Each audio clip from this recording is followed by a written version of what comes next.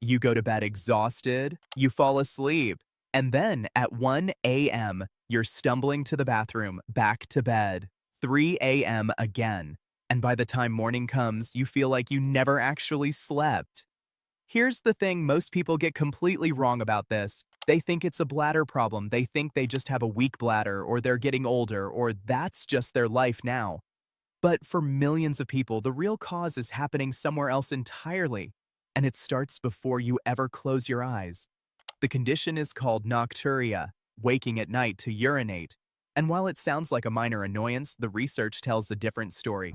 2 or more nighttime trips is where it becomes clinically significant. At that point, you're not just tired, you're dealing with fragmented deep sleep, disrupted blood pressure, higher fall risk if you're older, and meta-analyses that link frequent nocturia to meaningfully higher rates of all-cause mortality. That is not a small problem, and here's what makes this so frustrating. Most people who have it never figure out the real reason. They cut back on water before bed. They avoid coffee after noon. They try everything, and they still wake up at 2 a.m. because they're treating the wrong thing. Here's what's actually happening. All day long, whether you're at a desk, on a couch, or sitting in a car, gravity is quietly doing something to your body. It's pulling fluid, blood, lymph, interstitial fluid, down into your legs and feet. If you're less active, or you have any degree of venous insufficiency, or you just sit for long stretches, this fluid pools in your lower limbs. Your ankles get puffy. Your legs feel heavy? You might not even notice it, but then you lie down. The moment your body goes horizontal, all that pooled fluid starts to shift. It redistributes back into your bloodstream. Your blood volume rises. Your kidneys detect the increase and do exactly what kidneys are supposed to do. They filter it out into urine while you sleep. Studies have directly linked this nighttime leg fluid displacement to increased urine production and earlier awakenings. This is called nocturnal polyuria, producing too much urine specifically at night. And it's the most common driver of nocturia in adults over 60, accounting for up to 93% of cases in elderly patients. The bladder isn't the villain here. The legs are the source. Now here's where things change. If the problem is fluid sitting in your legs all day and then flooding your kidneys at night, what if you drained it before bed, while you're still awake? On purpose. That's exactly what these 3 exercises do. They use your own body mechanics to move that pooled fluid upward before you lie down, so your kidneys handle it while you're still conscious, not while you're trying to sleep. The routine takes less than 15 minutes, no equipment, no gym, and research backs the underlying mechanisms. Let's go through them.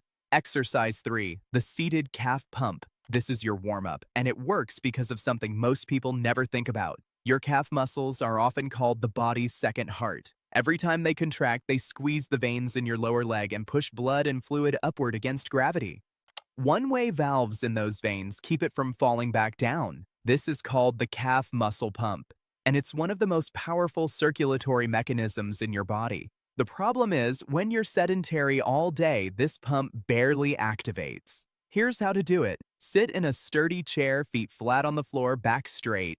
Slowly lift both heels as high as comfortable. Feel your calves squeeze. Hold for 1 second. Lower slowly. That's 1 rep.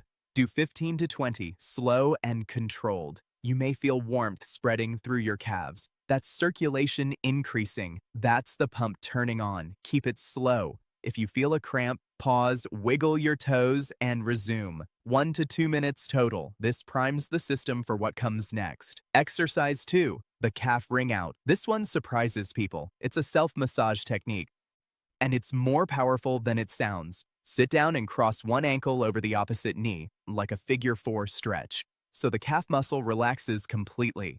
Find the groove running down the center of the back of your calf between the 2 muscle heads. That groove runs right along the deeper veins and lymphatic pathways. Now wrap both hands around your calf just above the Achilles tendon. Squeeze firmly, firm enough to compress the tissue, not just glide over the skin.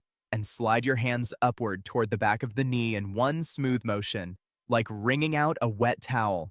Release, return to the heel. Repeat, do 5 to 6 firm passes per leg, then finish with what's called the flush. Open your hands flat and sweep from ankle to knee with long, open palm strokes, about 10 passes. This is essentially manual lymphatic drainage, SARA technique used clinically for edema and lymphedema management. The research on it is solid. Then switch legs. One critical rule: always massage upward, heel to knee, never the other direction. Massaging downward opposes lymphatic flow and can actually worsen swelling. Direction matters. After both legs, shake them gently. They should feel noticeably lighter. And here's something interesting. You may feel an urge to urinate. That's not a problem. That's the point. The fluid is being processed right now while you're awake. Exercise 1, the 4-7-8 leg drain. This is the big one, and it combines 3 mechanisms at once: gravity, breathing, and the nervous system. Lie on your back. The goal is to get your feet higher than your heart. The cleanest way to do this is legs up the wall. Slide close enough that your legs can rest straight up against it. If your hamstrings are tight or your back bothers you, stack 2 or 3 firm pillows at the foot of your bed and rest your calves and feet on them instead. Either way, feet above the heart. Gravity now works in your favor, passively draining fluid back to the core for your body to process. Place one hand on your chest, one on your stomach. Now, the breathing. This is called 4-7-8 breathing, a structured technique rooted in pranayama, popularized by Dr. Andrew Weil. It activates the vagus nerve, shifting your body from a sympathetic stress state into parasympathetic rest and digest mode. Heart rate slows, blood pressure drops, your body signals itself to wind down. Inhale quietly through your nose for a count of 4. Belly rises, chest mostly still. Hold for 7. Exhale slowly through pursed lips like blowing through a straw for a count of 8. That's 1 cycle. Do 4. If holding for 7 feels too long at first, shorten it and build up. The ratio matters more than the exact count. While you breathe, do a slow body scan. Start at your toes, relax them, then your feet, your calves. Feel heaviness spreading upward through your body. Visualize the fluid in your legs flowing back toward your core, like a bottle being turned slowly upside down. Stay in this position for 2 to 5 minutes or longer if comfortable. Come out slowly to avoid dizziness. This is the combination the research supports. Leg elevation reduces edema and can meaningfully decrease nighttime urine volume. The 4-7-8 breathing improves sleep quality and reduces the anxiety that often compounds nocturia. Together, they address both the physical mechanism and the nervous system's readiness for sleep. Now, one more thing before you get into bed. This is called double voiding, and it takes 60 seconds. Go to the bathroom for your final trip before sleep. Sit. This applies to everyone, including men, because sitting allows the pelvic floor to relax more fully. Urinate normally, then stand up, gently rock your torso forward and back a couple of times, and try once more. Don't strain, just breathe, relax, and let the bladder offer up whatever's left. Residual urine is a real issue, especially with age or prostate changes. A little extra effort here means your bladder starts the night as empty as possible, giving you a longer window before the next urge.